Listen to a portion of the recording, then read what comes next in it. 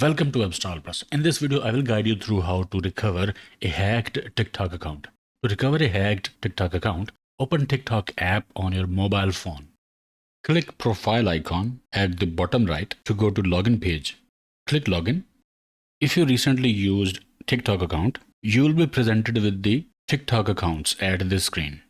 You can click on your account and try to log in. If this doesn't work, on the top left, press question mark icon. Tap the option Recover your account. You might see your account listed there. If yes, click on it. If not, tap the search bar and enter your username or email address. It will find your account and ask you to log in by using password. If you are unable to log in by providing password, at the bottom tap Can't access these and then tab Request support. Here choose first option, submit a ticket for email support. You will get the response to recover your account on your email address. So I have recovered my account after requesting support. Now I can use my TikTok account.